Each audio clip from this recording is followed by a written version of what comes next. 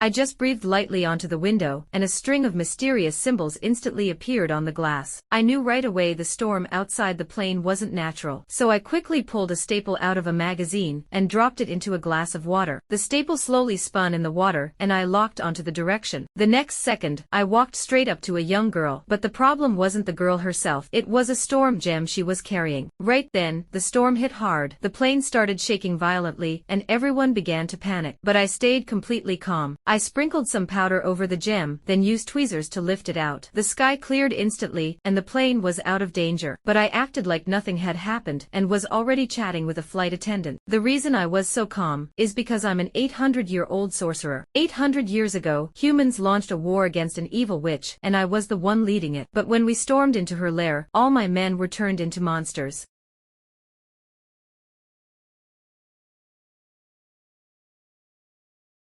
I quickly cast a spell on my sword and killed every single one of them myself.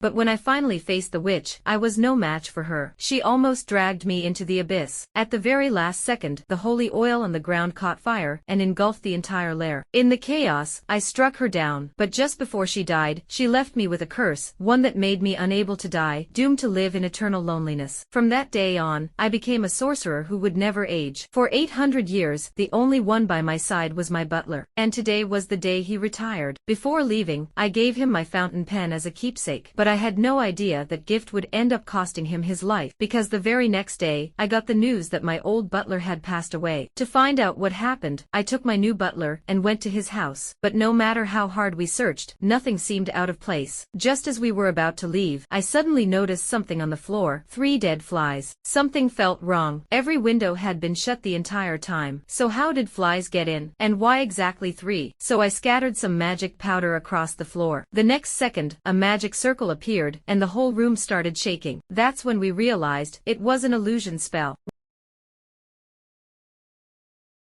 which meant my old butler was most likely killed by a witch, and the fountain pen I gave him had already been taken by the killer. It was obvious, all of this was aimed at me. At that moment, I made up my mind. I was going to find out who was really behind all of this.